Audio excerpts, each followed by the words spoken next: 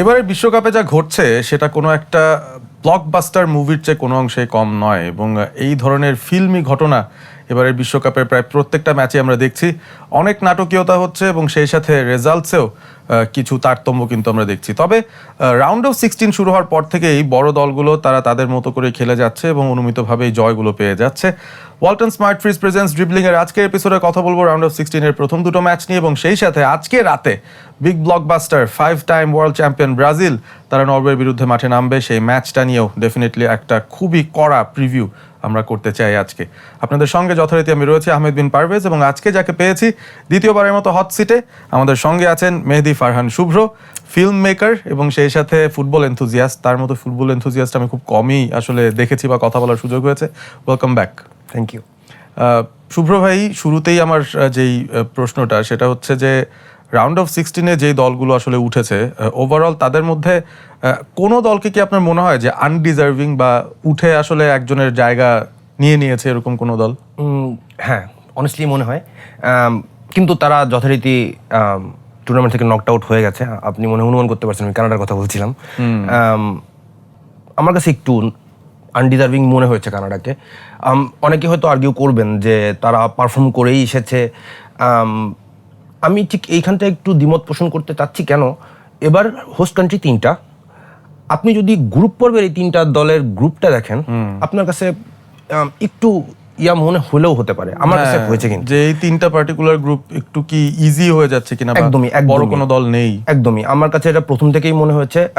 যখন কাতার বা south Africa world কাপেও আমি দেখেছিলাম যে স্বাগতিক দলকে একটা অ্যাডভান্টেজ দেওয়া হয় গ্রুপ পর্বে।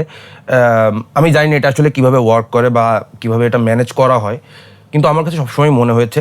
আর গতকালকে মরক্কো এবং কানাডার ম্যাচটা আমি আসলে দেখেছি পুরোটাই, পরেরটাও অবশ্যই দেখেছি। তো আমার কাছে কানাডার অ্যাপ্রোচ খুবই নেগেটিভ মনে হয়েছে। ট্যাকটিক্যালি ফাউল করে খেলা এটা আমার কাছে কখনোই কোনো ক্রাইম বলে মনে হয় না, কিন্তু অপোনেন্টকে ফিজিক্যালি হার্ড করে খেলাটা আমার কাছে খুব একটা ভালো মানসিকতার পরিচয় বলে মনে হয় না আর কি। কানাডা সচেতনভাবেই আসলে মরক্কোকে বারবার ফিজিক্যালি হার্ট করতে চেয়েছে বলে আমার মনে হয়েছে। খেলাটা যথেষ্ট বিরক্তিও উৎপাদন করেছে আসলে। আমি যাদের সাথে বসে দেখছিলাম আমরা সবাই এটা নিয়ে আলোচনাও করছিলাম। খুব ফ্র্যাঙ্কলি বলে ফেললাম, হয়তো অনেকের এটা পছন্দ নাও হতে পারে।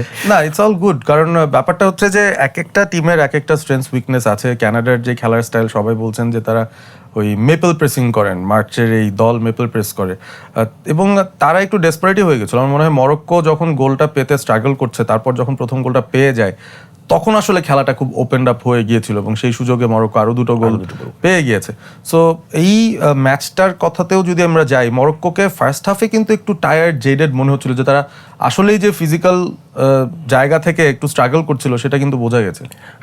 প্রথম 12 to 15 minutes Canada was just pressing high, মানে একদমই মরক্কোকে চাপে ফেলে দিয়েছিল আমি বলবো। তারপর থেকে মরক্কো যখন আপনি খেয়াল করে দেখবেন যে ওদের মিডফিল্ড বুয়াদ্দির দিকে আমার একটা আলাদা নজর ছিল, কারণ রিয়াল মাদ্রিদের সাথে তার একটা লিঙ্ক আছে, বড় বড় দলগুলো তার দিকে নজর রাখছিল। বুয়াদ্দি সহ ওদের উনাহি গোল স্কোরার দুজনকেই কিন্তু ওরা আসলে মাঝমাঠে একদমই নড়তে দেয়নি। আস্তে আস্তে প্রথম হাফটা আসলে শেষ হয়, মাত্র একটা টাচ করেছে মরক্কো কানাডার বক্সে, যেটা দেখে আসলে আমরা ধরে নিচ্ছিলাম হয়তো যে কানাডা হয়তো আরো ভোগাবে মরক্কোকে। কিন্তু ওই যে বড় দলগুলোর কিন্তু একটা ব্যাপার আছে আর কি, they can assess the situation very quickly, এবং সেটা তারা করে। এবং যে গোলটা আমি অনুমানই করছিলাম যে হয়তো আমরা ডি বক্সের বাইরে থেকে কিছু শট দেখবো, এবং জাস্ট আমার চিন্তাটা মাথায় থাকতেই অনুহির প্রথম গোল, টনি ক্রুস টাইপ একটা ট্রেডমার্ক, মানে পাস থ্রু দ্য গোল, একদম 8 নম্বর জার্সি। আমি মনে হলো যে টনি ক্রুসকে দেখলাম আর কি আরেকবার। It was emotional for me as well. Then তারপরে খেলাটা একটু ওপেন আপ হয়, কানাডা একটু স্পেস দেওয়া শুরু করে। তারপরেও কানাডা আসলে আমার মনে হয় কোয়ালিটিতেও কানাডা আসলে একটু পিছিয়েই ছিল মরক্কো থেকে, এটা আসলে মানে অস্বীকার করার কোনো সুযোগ নাই। তারা হয়তো পজিটিভলি খেললে কি জানি হয়তো বা রেজাল্টটা অন্যরকম হইতেও পারতো, হয়তো এটা ম্যাচটা এক্সট্রা টাইমে যেতে পারতো। বাট যে ধরনের অ্যাপ্রোচ তারা নিয়েছে এটা আসলে একটু হতাশাজনক। আমার কাছে মনে হয়েছে। এবং মরক্কোর অনেক ফ্যান্স আছেন এবং গত ওয়ার্ল্ড কাপ থেকে আসলে দেখছি যে মরক্কোর ফ্যান বেজ একটা তৈরি হচ্ছে, কারণ তাদের স্টাইল অফ ফুটবলটাও অনেকে রিলেট করতে পারেন এবং সেই সাথে যেই ধরনের একটা ক্রেজ নিয়ে তারা এসেছে এবারে ওয়ার্ল্ড কাপে, দে ওয়ার নট সুপারবলি আন্ডারডগস বলা যায় না তাদেরকে। অনেকে হচ্ছে যে হ্যাঁ ফেভারিটদের থার্ড টায়ারেও হয়তো রাখছিলেন যে না তারা ওয়ার্ল্ড র্যাঙ্কিং এখন 6 অবস্থান করছে, সো সেই জায়গা থেকে তাদের কাছ থেকে এক্সপেকটেশনও হাই। তবে সাইবারিকে যে শুরুতে ইনজুরির কারণে হারিয়ে ফেলা, এইটা কি তাদেরকে পরবর্তী রাউন্ডগুলোতে ভোগাবে কিনা, কারণ তারা তো ফ্রান্সকেই পেলো। অবশ্যই সাইবারি উইল বি মিসড, কোনো সন্দেহ নেই এই বিষয়ে আমার একেবারেই। শার্প ফিনিশার, অনেকটা আমি বলবো তাকে আমি খুব একটা মুভ করতে দেখি না, বল পায় তার এরকম মানে রোনালদোর মতন কারিগরি বা হ্যারি কেনের মতন বিল্ড আপ প্লেতে হেল্প করা, এগুলো ঠিক সাইবারি এতটা না। কিন্তু যেটা সে অনেকটা হালান টাইপের স্ট্রাইকার, সে লিমিটেড কিছু বল টাচ করবে এবং এর ভিতরেই সে একটা ডিসাইসিভ কিছু করে ফেলে। আমি ইভেন যতগুলা, তার মনে হয় 2টা গোল ছিল আপনার গ্রুপ স্টেজের একটা ম্যাচে, হ্যাঁ গ্রুপ স্টেজ, মানে তার সাথে আপনার ব্রাহিম ডিয়াজের জুটিটা আসলে চমৎকার জমে গিয়েছিল, বা এটা একটা বড় আশা দিচ্ছিল মরক্কো বা মরক্কোর ফ্যানদের। সেই জায়গাটায় তো একটা ছেদ পড়ে গেল। সো এটা হয়তো ফ্রান্সের জন্য একটু সুবিধাই আমি বলবো, যদিও তাদের মানে এই সুবিধাটুকু তাদের আসলে সুবিধা হয়ে লাগবে কি না তাদের যে সুপ্রিম পাওয়ার সেই জায়গা থেকে, সেটাও একটা প্রশ্ন। তবে হ্যাঁ, মরক্কোর জন্য এটা আসলে একটা হিউজ লস। তবে হিউজ লসটাকে মিনিমাইজ করে দিয়েছেন রাহিমি, যাকে নামানো হয়েছিল সাইবারের বদলে। তিনিও একজন সেন্টার ফরওয়ার্ড এবং তৃতীয় যে গোলটা সেটাও কিন্তু তিনিই দিয়েছেন। অর্থাৎ ইঙ্গিত দিচ্ছে মরক্কো যে ওই সাইবারিকে ছাড়াও ওনাহি, রাহিমি, এলকুনুস কিংবা ব্রাহিম দিয়াজ, তাদের মতো বেশ কিছু ক্রিয়েটিভ প্লেয়ার আছে যারা সামনের দিনেও ম্যাচগুলোতে বেশ ভালো পারফর্ম করতে পারবেন। আমরা ইতিমধ্যে জানিয়েই ফেললাম দর্শকদেরকে যে France is their knock out opponent in the quarter final. তার মানে হচ্ছে ফ্রান্স তাদের ম্যাচ জিতেছে। প্যারাগুয়ে ভার্সেস ফ্রান্সের ম্যাচ হয়েছিল। আমরা ভাবছিলাম যে অনেক গোলের ম্যাচ হবে, ফ্রান্স বোধহয় ডিসম্যান্টেল করবে, কারণ এর আগের 5টা ওয়ার্ল্ড কাপ ম্যাচে তারা কিন্তু 3-এর নিচে গোল দেয়নি। বাট প্যারাগুয়ের সঙ্গে এই ম্যাচটা, এটাও কিন্তু খুবই ফিজিক্যাল একটা ন্যাস্টি ব্যাটেল হয়েছে। ন্যাস্টি ব্যাটেল বলবো আমি, একদম এক্স্যাক্টলি শব্দটা ওইটাই, ন্যাস্টি। প্রথমে আপনি যে কথাটা বলছিলেন যে অনেক গোলের ম্যাচ, পার্সোনালি আমার এটা মনে হয়নি। কেন মনে হয়নি? কারণ সাউথ আমেরিকান টিম যখন ফিজিক্যাল খেলে, এই ব্যাপারটাকে আসলে ফুটবল ফ্যাটার্নিটি এভাবে স্বীকৃতি দেয় না যে এরা আসলে খুব বেশি ফিজিক্যাল খেলে। আমি কিছু দলের নাম বলতে পারি, ইকুয়েডর 1 নম্বর, অবশ্যই কলম্বিয়া, ইকুয়েডর, এবং এই বিশ্বকাপে আমি প্যারাগুয়েকে দেখলাম, মানে তারা শুধু লো ব্লকে খেলে ব্যাপারটা এমনই না, তারা শুধু ট্যাকটিক্যাল ফাউল করে ব্যাপারটা এমন না, তারা অপোনেন্টকে হার্ট করতে চায়, তারা ফিজিক্যাল পেইন দিয়ে আসলে বুঝাইতে চায় যে if you move that much I will gonna hurt you and I will gonna hurt you very bad. এটা এক ধরনের প্যাসিভ থ্রেট করা। এবং প্যারাগুয়ে মোটামুটি আমি যতটুকু দেখেছি তারা সচেতনভাবেই চেষ্টাটা চালিয়ে গেছে। এমবাপ্পেকে কয়েকবার করা হয়েছে, মানে খুব রাফ ট্যাকেল করা হয়েছে, কিন্তু আসলে ব্যাপারটা কি এই জিনিসগুলো করে আসলে আমি জানি না আসলে কতদূর কি করা সম্ভব। তারা কিন্তু আসলে সেই 90 মিনিটই ম্যাচটা হেরে গেছে, এমনও না যে তারা 120 মিনিট পর্যন্ত টানতে পেরেছিল। আমার কাছে আমি খুবই মানে হতাশ এই ধরনের অ্যাপ্রোচগুলো থেকে। কারণ আমি বলবো প্যারাগুয়ের, আপনি যদি ফরওয়ার্ড লাইনে দেখেন, মিগুয়েল আলমিরন ছিলেন, এনসিসো ছিলেন, দুজনই মনে হয়, মিগুয়েল আলমিরন মনে হয় প্রিমিয়ার লিগ খেলেছেন, এখন চলে এসেছেন ওদের, কিন্তু এনসিসো এখনো ব্রাইটনে আছেন। আমার কাছে কিন্তু 2টা খুব ক্যারিজমেটিক ফরওয়ার্ড আছে যারা আসলে পৃথিবীর কাউন্টার অ্যাটাকে যে কোনো ডিফেন্সকেই পরীক্ষায় ফেলতে পারে। তো আমি তাদেরকে এই সুযোগটা না দিয়ে আমি যখন অপোনেন্টকে এভাবে বারবার আসলে টিস করতে থাকবো, এইটা খুবই নেগেটিভ অ্যাপ্রোচ। আমি আরেকটু ব্যাখ্যা করে বলতে চাই, সেটা হইতেছে যে যখন আসলে ফাউল করে খেলা বা খুব সুপিরিয়র অপোনেন্টের এগেনস্টে আপনি কীভাবে খেলবেন, এই উদাহরণগুলোর বা আসে, তখন আমি 2007-এর কোপা আমেরিকার ফাইনালটার কথা একটু মনে করিয়ে দিতে চাই। ব্রাজিল 3-0 গোলে ম্যাচ জিতেছিল, 37টা ফাউল করেছিল ডুঙ্গার Brazil. I still remember the number, 37 fouls, no yellow card. এই প্যারাগুয়ে ম্যাচটা কিন্তু সিমিলার প্যাটার্নের ছিল। প্যারাগুয়ের ম্যাচটাতে খুব একটা মানে ইনিশিয়ালি দেওয়া হচ্ছিল না আর কি, মনে হচ্ছিল যে তারা ছেড়ে দিচ্ছে, কিন্তু it was very hard to overlook যে।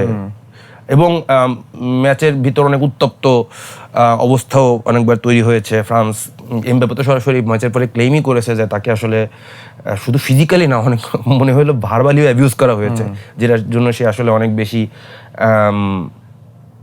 ভোকাল বা লাউড ছিল সংবাদ সম্মেলনে এসে, এটা নিয়ে ফ্যাব্রিজিও রোমানোর রিপোর্টও আমি দেখলাম।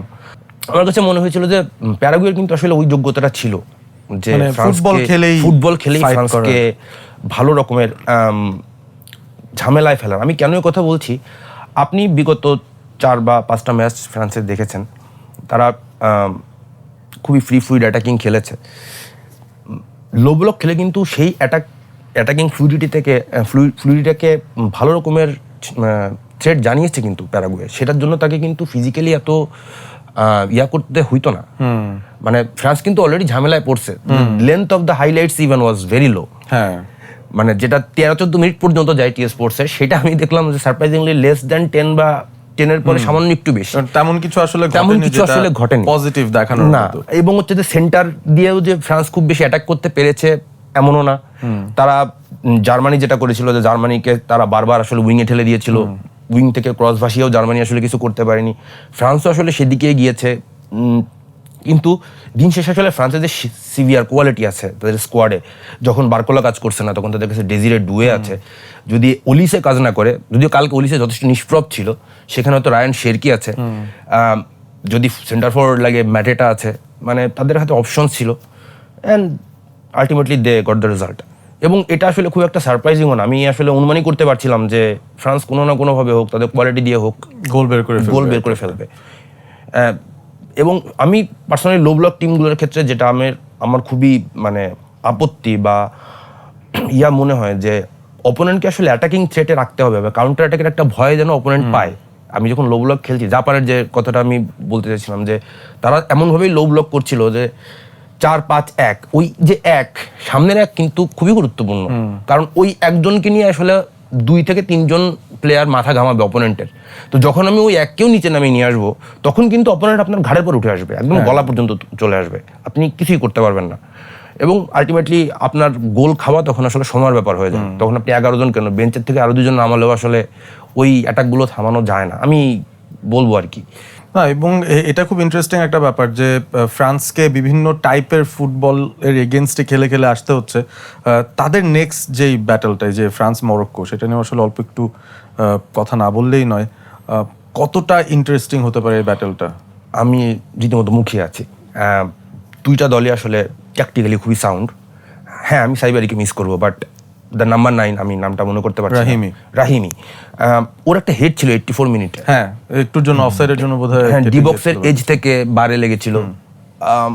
দেখেন, সিমিলার প্রোফাইলের প্লেয়ার, কিন্তু মানে খুব বেশি ড্রিবল করে না, খুব বেশি মুভমেন্ট, মানে বল নিয়ে বিল্ড আপেও তিনি খুব একটা নাই, বক্সের ভিতরে টিপিক্যাল টার্গেট ম্যান, খুবই লিথাল। সো ফ্রান্স, আমি আসলেই খুবই এক্সাইটেড এই ব্যাটারটা নিয়ে। অ্যাটলিস্ট আমি আশা করবো যে মরক্কো ফ্রান্সের সাথে ট্যাকটিক্যাল ফুটবল খেলবে, ফিজিক্যাল না।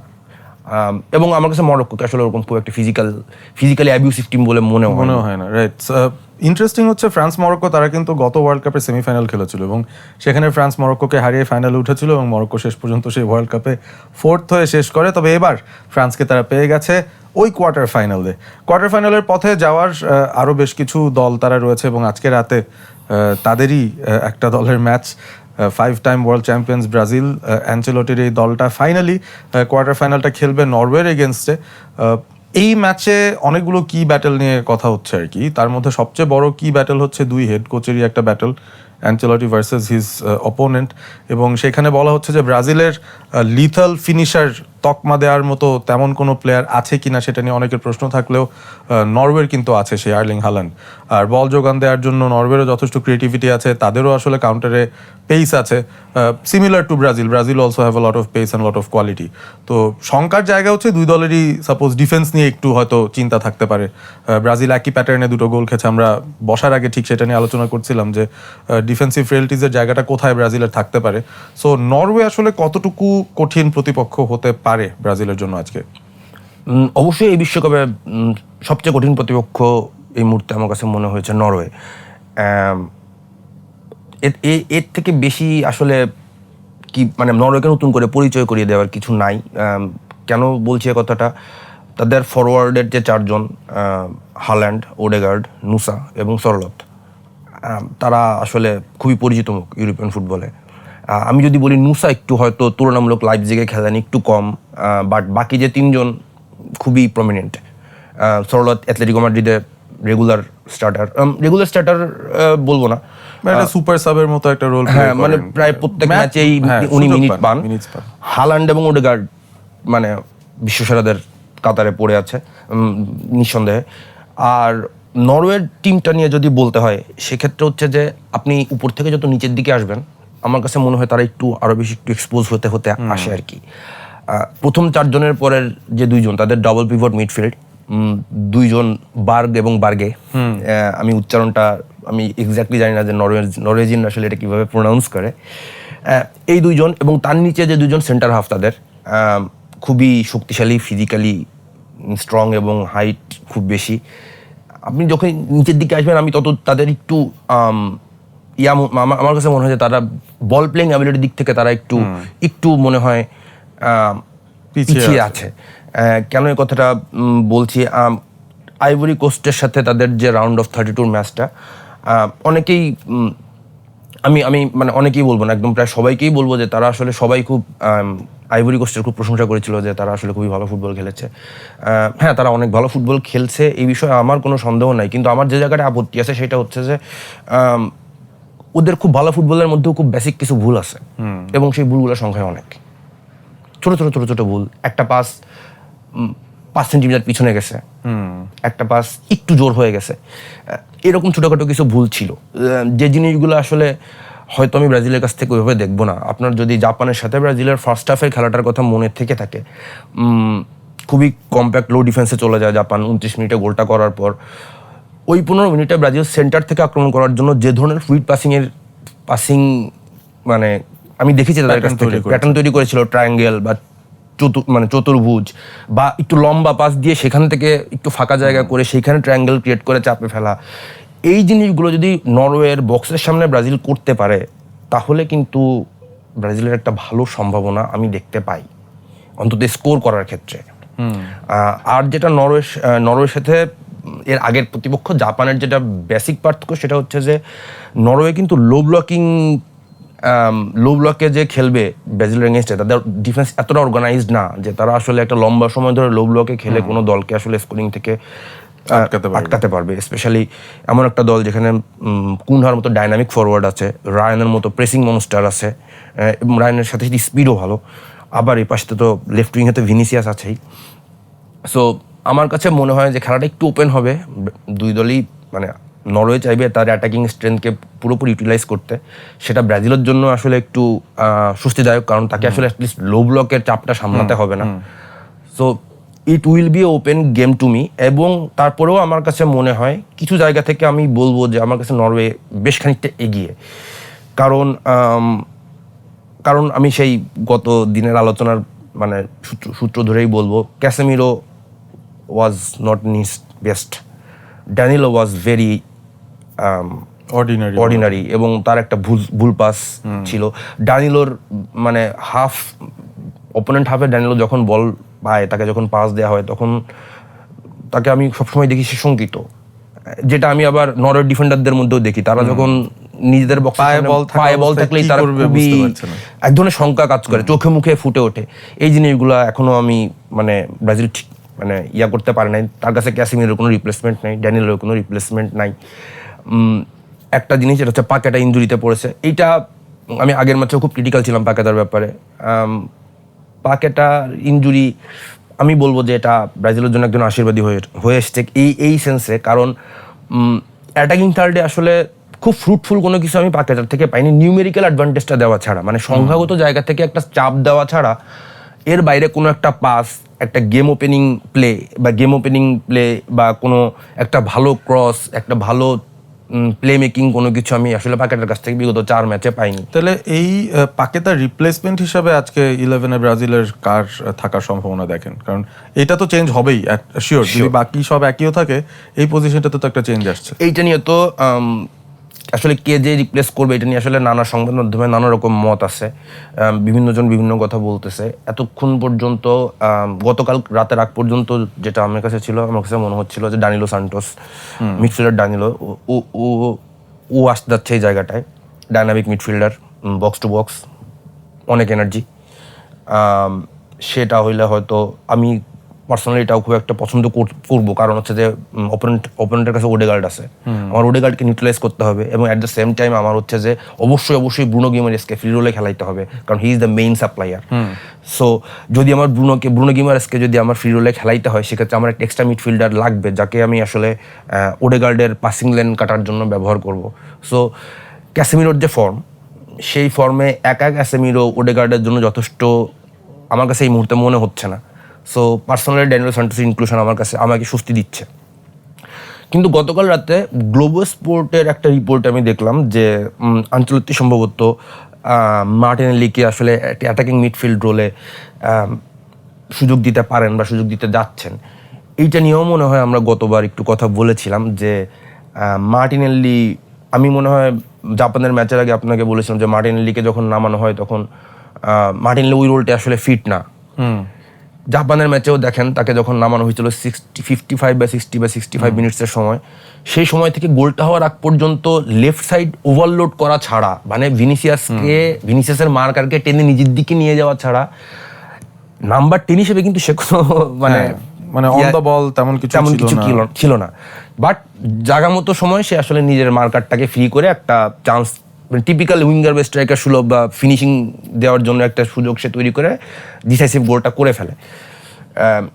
বাট যদি আপনি বলেন যে হ্যাঁ, মাঝমাঠের যে অ্যাটাকিং মিডফিল্ডার হিসেবে গ্যাব্রিয়েল মার্টিনেল্লি এখনো হয়তো বা যদি কোনোভাবে নরওয়ের সাথে ব্রাজিল তাকে খেলিয়ে পারও পেয়ে যায়, এর পরবর্তীতে আসলে তাকে আঞ্চলিক হয়তো নতুন করে ভাবতে হবে, কারণ ইংল্যান্ড অথবা মেক্সিকো কেউই আসলে এই ছোটোখাটো যে জায়গাগুলো, ছোটোখাটো যে অ্যাডজাস্টমেন্টগুলো, এইগুলোতে আসলে আরও বেশি ভুগতে হবে ব্রাজিলকে।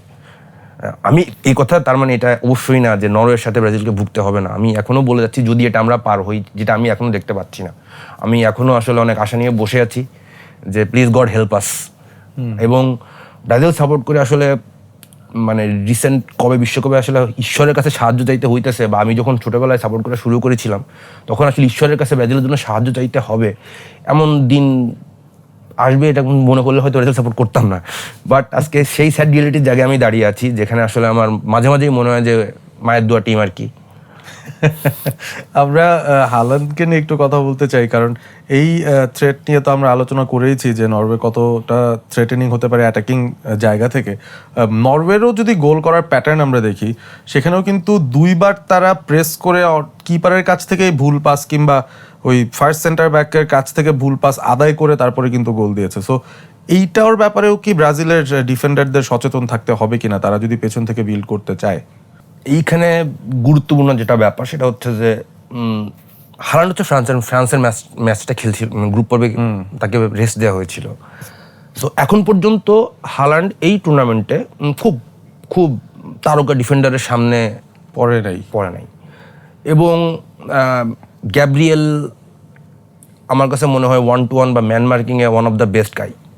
হালান্ডের সাথে তো আলাদা একটা তাদের একটা দ্বৈরথ আছে, যেটা আসলে প্রিমিয়ার লিগের একটা এস্টাবলিশড দ্বৈরথ আর কি, ডুয়েল। তো সেখানে আমি বলবো যে অনেক ক্ষেত্রেই গার্দিওলার ফ্রি ফ্লুইড অ্যাটাকিং সিস্টেমের এগেইনস্টেও আসলে গ্যাব্রিয়েল কিন্তু হালান্ডকে সামলেছে, ভালোভাবেই সামলেছে। সো এইটা একটা ব্যাপার যে হালান্ডের জন্য আজকে কাজটা খুব একটা কঠিন হবে না, কিন্তু কাজটা ব্রাজিলের জন্য কঠিন হবে। কেন হবে? গত ম্যাচে মানে আইভরি কোস্টের সাথে ম্যাচে হালান্ড সর্বসাকুল্যে 90 মিনিটে বল টাচ করেছে 8 বার, তার মধ্যে একটা বল। এখন 8 বার টাচ করার মধ্যে যদি একটা স্ট্রাইকার যদি এর মধ্যেও গোল খুঁজে পায়, সেটা অবশ্যই মালদিনি বা ক্যানভারো থাকলেও তাদের জন্য সংখ্যার মানে বড় থ্রেট হিসেবে দেখতে হইতো। আরও একটা ব্যাপার আছে, যে ব্যাপারটা হইতেছে আমরা সোরলতকে আসলে আমরা রাইট সাইডে দেখি।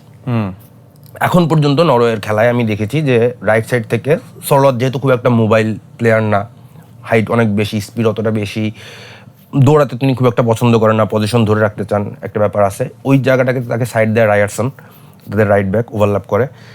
তো যদি নরওয়ের হাতে যেটা কি টার্ম কার্ড, সেটা হচ্ছে যে আমার কাছে মনে হয় যে আমি আজকে হয়তো সরলতকে আরও বেশি বক্সে দেখবো, কারণ নরওয়ের হালান্ডকে নিয়ে অবশ্যই আঞ্চলত্তি আলাদা পরিকল্পনা থাকবে। এর মানে এই না সরলতকে নিয়ে পরিকল্পনা থাকবে না, কিন্তু আমার কাছে মনে হয় যে সরলতকে এবার আমরা হয়তো আরো একটু বেশি বক্সের কাছে সুযোগ তিনি হয়তো আজকে বেশি পেতে পারেন। তো এই জায়গাটায় আসলে অবশ্যই মার্কিনিউসকে আরও কড়া সজাগ থাকতে হবে। It will be interesting battle. রায়ারসনের কথা যেহেতু তুললেনি, একটা আপডেট জানিয়ে দিতে পারি দর্শকদেরকে যে রায়ারসনের ইনজুরি সংখ্যাটা নিয়ে এখনো পর্যন্ত কিন্তু পুরোপুরিভাবে ধোঁয়াশাটা কাটে নাই। নরওয়ে তারা জানিয়েছে যে তিনি ট্রেনিংয়ে ফিরছেন বা থাকতে পারেন স্কোয়াডে, তবে একেবারে নিশ্চিত না যে তিনি আসলে স্কোয়াডে থাকবেন কিনা। আর যদি স্কোয়াডে না থাকতে পারেন তাহলে আসলে সে জায়গায় যিনি এর আগেও খেলছিলেন রাইট ব্যাকে পেডারসন, তাকেই হয়তো খেলানো হবে। বাট রায়ারসন তো আসলে এই দলটার one of the main ball suppliers. Overlap করে যাওয়ার পাশাপাশি তিনি সেট পিসেও অদ্ভুত ধরনের ভালো।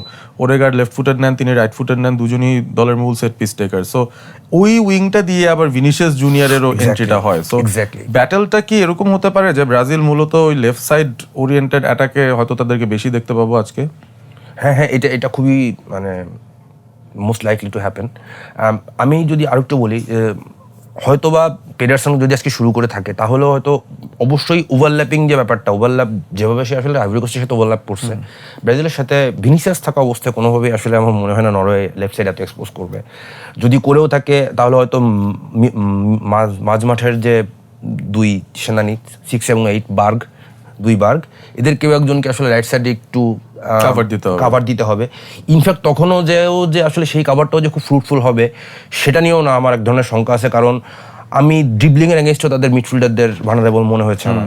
এবং মানে আমাদ দিয়ালোর মতো প্লেয়াররাই কিন্তু নাকানি চুবানি খাওয়াচ্ছিলেন। সেখানে ভিনিসিয়াস আরো লিথাল, আরো বেশি ডিরেক্ট এবং আরো বেশি অনেক বেশি স্পিড দিয়ালোর থেকে। সো হ্যাঁ, রাইট সাইডের ব্যাটেলটা আসলে জমে যাবে আর কি। মানে নরওয়েজিয়ান রাইট সাইডে একটা থ্রেট আসলে বড় রকমের আসতে যাচ্ছে। ইন্টারেস্টিং। স্কোর লাইনের ব্যাপারে যদি একটা ধারণা দেন খুব ছোট করে, কারণ এরপর আমরা কুইকলি নেক্সট ম্যাচটায় চলে যাব, Mexico versus England. Score line আমি আসলে স্কোর লাইনের ব্যাপারে আমি কিছু ধারণা দিতে চাই না। আমার কাছে মনে হচ্ছে ম্যাচটা 120 মিনিট যেতে পারে। আচ্ছা, এটা 90 মিনিটের সুরাহার নাও হতে পারে। ওকে, সেটা যদি হয় তাহলে তো একটু ইন্টারেস্টিং ব্যাটেল আমাদের জন্য অপেক্ষা ডেফিনেটলি করছে। যারা ব্রাজিল ফ্যান্স আছেন তারা নিশ্চয়ই আশা করবেন জাপান ম্যাচের মতো তারাও যেন 90 মিনিটে শেষ করতে পারে গেমটা। আর নেইমারের আসলে কোনো সময় এই ম্যাচে ইনক্লুশন হবে কিনা, এন্ট্রি হবে কিনা, খেলবেন কিনা, সেটার জন্য আসলে আমাদের অপেক্ষায় থাকতে হবে। তবে আমরা এখন আজতেকা স্টেডিয়ামে চলে যাই। আজতেকা স্টেডিয়াম, যেখানে মেক্সিকো তাদের শেষ 89টা ম্যাচের মধ্যে মাত্র 2টো ম্যাচ হেরেছে, 17টা ড্র করেছে, বাকি সব জয়। এবং এই স্টেডিয়ামটা খোলা ছাদ, এমন একটা সময় খেলাটা হবে ইংল্যান্ডের এগেনস্টে, তপ্ত রোদ, কড়া রোদ এবং মেক্সিকান সমর্থক 80-90 হাজার। তো এরকম একটা বৈরী কন্ডিশনে ইংল্যান্ড মেক্সিকোর মুখোমুখি হচ্ছে। তারা বোধহয় শেষ এই আজতেকা স্টেডিয়ামে খেলেছিল আর্জেন্টিনার সঙ্গে সেই নকআউট ম্যাচটা, যেখানে একাধারে হ্যান্ড অফ গড এবং একাধারে গোল অফ দ্য সেঞ্চুরি দুটোই হয়েছিল ম্যারাডোনার কাছে ওই 1986 সালে। সো 40 বছর পর ইংল্যান্ড আবারও এসেছে আজতেকাতে এবং এবারে নকআউট স্টেজে তাদের প্রতিপক্ষ হচ্ছে হোস্ট মেক্সিকো। কতটা ইন্টারেস্টিং এই ম্যাচটা, আপনার কি মনে হয়? সব থেকে গুরুত্বপূর্ণ তথ্য হচ্ছে ম্যাচটা ভূপৃষ্ঠ থেকে 2240 মিটার উঁচুতে। Oxygen will be very low. আমি এই ম্যাচে ইংল্যান্ডের খুব একটা আশা দেখছি না। আমি অনেস্টলি বলবো, এর পিছনে এর মানে এইটা না যে তারা আসলে ট্যাকটিক্যালি উইক। তাদের স্কোয়াড সম্ভবত ফ্রান্সের পরে বেস্ট স্কোয়াড। এত ব্যালেন্সড স্কোয়াড নিয়ে মনে হয় স্পেনও আসে নাই। কিন্তু এসব কিছুর বাইরেও তাদের দুইটা জিনিস আমি বলবো, একটা হচ্ছে উচ্চতা এবং 2 নম্বর যেটা সেটা গুরুত্বপূর্ণ, তাদের নকআউটের হিস্টোরি। আপনি ইউরো এবং বিশ্বকাপ মিলে যদি তাদের নকআউট হিস্টোরি দেখেন, তাদের ট্রিমেন্ডাস রকমের কোলাপস করার টেন্ডেন্সি আছে। এবং এরকম একটা বৈরী পরিবেশ, প্রচণ্ড রোদ, দুপুরবেলা খেলা এবং 2240 মিটার উচ্চতা। আপনি হয়তো খেয়াল করে দেখবেন যে তারা ফিফার কাছ থেকে একটি বিশেষ বৈধ একটা ড্রাগ চেয়েছে ব্যবহার করার জন্য, আমি নাম বলতে চাই না। সো যেটা আসলে ফুসফুসের রক্তনালীগুলোকে আরো বেশি প্রশস্ত করে দেবে, যেটা ব্লাড সার্কুলেশন বাড়াবে। আমার কাছে মনে হয় যদি এটা মানে পুরো করেও খাওয়ানো হয়, তারপরে আসলে যে ভয়টা আসলে ওদের মধ্যে আছে সেই ভয়টাই আসলে ওরা জয় করতে পারবে কিনা এটা দেখার বিষয়। মানে এটা যে তারা চাচ্ছে সেটাই তো প্রমাণ করে দিচ্ছে এই ব্যাপারটা নিয়ে তারা অনেক আলাদা করে ভাবছে। ফুটবলের বাইরেও সেই বিষয়টা নিয়ে তারা আরো একটা ব্যাপার, তারা কোন হোটেলে আসলে মেক্সিকোতে থাকবেন সেটা নিয়ে আসলে একটা ধোঁয়াশা রাখতে চাচ্ছে, যাতে মেক্সিকান সাপোর্টাররা তাদের আসলে রাতের বেলা ডিস্টার্ব না করতে পারে। সো এত অফ দ্য ফিল্ডের জিনিসগুলো যখন আসলে শিরোনামে আসে, তখন আসলে আপনি বুঝতেই পারেন যে মনস্তাত্ত্বিকভাবে ইংল্যান্ডের অনেকখানি পিছিয়ে পড়েছে। এবং যদি মানে ইংল্যান্ডের স্কোয়াডের দিকে তাকালে কিন্তু আবার মানে আমি ইংল্যান্ডের গত ম্যাচটা দেখেছি, রীতিমতো ভীতিকর। The way Harry Kane pressed and execute things, মানে পেছন থেকেও কিন্তু 2টো গোল দিয়ে তারা বেরিয়েছে এবং the quality of those goals এবং পুরোটাই হ্যারিকেন। এই ইংল্যান্ড টিমের দুর্বলতার কথা যদি বলি, জুড বেলিংহামকে ব্যবহার করতে পারছে না। জুড বেলিংহাম আমরা ইন্ডিভিজুয়াল কিছু ব্রিলিয়ান্স ছাড়া আমরা কিন্তু তাকে আসলে as a team player Jude বেলিংহামকে আমরা দেখি নাই। লেফট উইংয়ে আসলে অ্যান্থনি গর্ডন এবং মার্কাস রাশফোর্ডের মধ্যে এক ধরনের দুদুল্যমানত আমি দেখতে পাচ্ছি। টুকেল গর্ডনকে খেলাচ্ছেন ফার্স্ট হাফে, গর্ডনকে শুরু করালেন, গর্ডন যাচ্ছে না দিয়ে খেললেন, এরপরে রাশফোর্ডকে শুরু করলেন, রাশফোর্ড সুযোগ পেয়ে মিস করলেন, তারপর আবার গর্ডনকে তখন দুটো অ্যাসিস্ট করে ফেললেন। এগুলো আসলে এগুলো কিন্তু সলিউশন না। মানে ব্যাপারটা এমন না যে আমি গর্ডনের জায়গায় রাশফোর্ডকে খেললাম, সে ওয়েস্টফুল থাকলো, তারপরে আবার গর্ডন এসে দুটো অ্যাসিস্ট করে দিল, তাহলে আমি কাকে খেলাবো? রাইট সাইডে সাকা সুযোগ পাচ্ছেন না, এখানেও হচ্ছে যে আসলে মাদুয়েকে খেলানো হচ্ছে, কারণ মাদুয়েকে হচ্ছে আপনার ডিফেন্সিভলি অনেক রান মেক করে, অনেক বেশি সাপোর্ট দেয়। তো ইংল্যান্ড আসলে খুব বড় পরীক্ষার সম্মুখীন হতে যাচ্ছে। মেক্সিকোকেই তাহলে ফেভারিট ধরছে? আমি মেক্সিকোকে ফেভারিট দেখছি। ওয়েল, আমাদের সময় প্রায় শেষ, তবে ওই তো সময় শেষ হওয়ার আগে আরো কিছু তাক লাগানো অবজারভেশনস, ওপিনিয়ন্স কিন্তু পেলাম যে মেক্সিকো ইংল্যান্ড ম্যাচে মেক্সিকোই হয়তো এবার ফেভারিটস, এবং সেই সাথে আগের যে ম্যাচটা হবে ব্রাজিল ভার্সেস নরওয়ে, ব্রাজিলের জন্য মোটেও খুব সহজ হবে না, এক্সট্রা টাইমেও ম্যাচটা চলে যেতে পারে। অনেক ধন্যবাদ মেহেদী ফারহান শুভ্র আমাদের সঙ্গে আজকে জয়েন করার জন্য। Thanks for having me. দেখা হবে আপনাদের সঙ্গে আরো একবার আগামীকাল Walton smart fridge presents dribbling এর পরবর্তী এপিসোডে। সেই পর্যন্ত ভালো থাকবেন। রাত জেগে খেলা দেখলেও এখন তাহলে ঘুমিয়ে নিন, তারপর রাতটা জেগে খেলাটা দেখুন। আগামীকাল আবারও আপনাদের সঙ্গে কথা হবে।